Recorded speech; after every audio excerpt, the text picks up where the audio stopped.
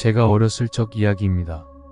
벌써 20년도 넘은 이야기네요. 저는 어린 시절에 외할머니와 외할아버지와 강원도 산골에서 살았습니다. 정확한 지명은 기억이 안 나지만 그곳이 어른들한텐 빡짝골이라고 불렸던 게 기억납니다.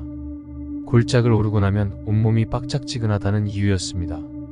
저희 집은 강원도 중에서도 영화집으로에 나오는 시골집처럼 완전 시골이었습니다. 구멍가게는커녕 전기, 가스도 없어서 나무를 떼며 생활했습니다. 나무를 해서 집으로 돌아오면 산 중턱이 되어야 집이 보였습니다. 그때 당시 할머니를 따라 산에서 내려가다 좀 더 걷다 보면 사람들이 모여 사는 마을이 하나 있었습니다.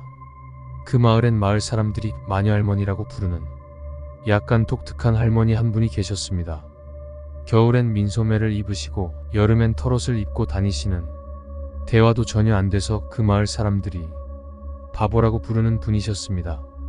저희 외할머니도 제가 말을 안 들으면 바보 할매 보고 잡아가라고 한다 라며 겁을 주시곤 했습니다.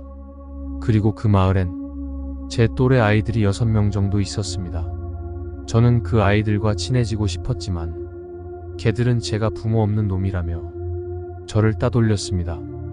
특히 그 아이들 중 대장격 아이가 저를 유독 싫어했습니다. 다른 아이들은 저랑 잘 놀다가도 그 대장 아이가 나타나면 그 아이 눈치를 보곤 저와 거리를 두곤 했었습니다. 그러던 어느 날 그 대장격 아이가 아이들을 데리고 와서는 저보고 같이 놀자고 했습니다. 대신 조건이 있었습니다. 그 아이가 시키는 걸 해야 놀아준다고 했었습니다.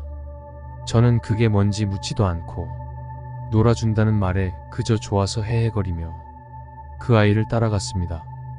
그 아이가 저를 데려간 곳은 마녀 할머니 집 앞 큰 나무 밑이었습니다.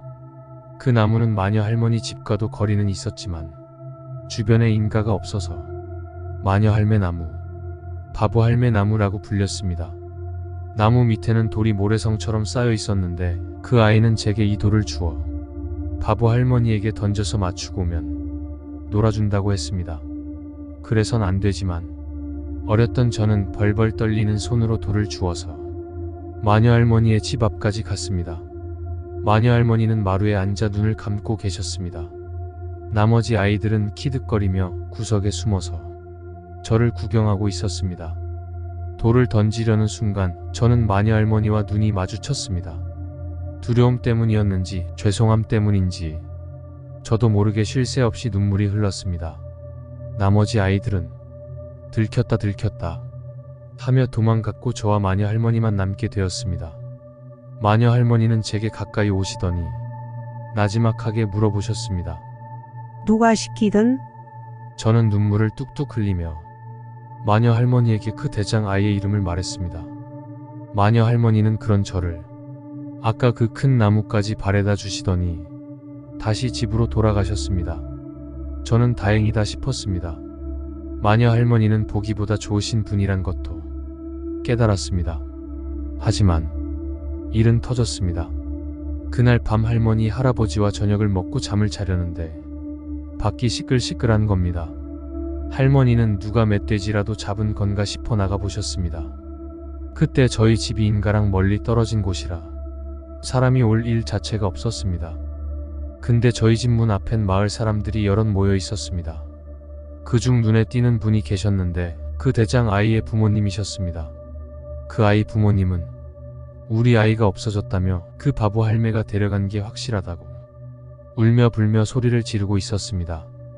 그러며 대뜸 제게 다가오더니 마지막으로 같이 있었던 게 너 아니냐며 그 할매 어디 있느냐고 다그치시는데 저는 겁을 먹어 아무 말도 하지 못했습니다. 제가 입을 못 대고 있으니 외할머니께서 저를 안고 집 뒤로 가서 조용히 물어보셨습니다. 오늘 무슨 일 있었는지 말해봐봐. 저는 할머니에게 제가 겪은 일을 말씀드렸습니다. 마녀 할머니가 누가 시킨 것인지 물어봐서 그 아이가 그랬다고 솔직하게 대답했다고 말입니다. 제 말에 외할머니가 깜짝 놀라셔서 혼잣말로 중얼거리셨는데 그때 외할머니가 했던 말을 아직도 잊을 수 없습니다. 그 할매 벙어린디. 외할머니는 저를 두고 다시 마을 사람들에게 가셨습니다. 마을 사람들이 하는 말을 귀동냥으로 듣자 하니 대장 아이와 바보 할매가 사라졌고 아무도 행적을 모른다는 거였습니다.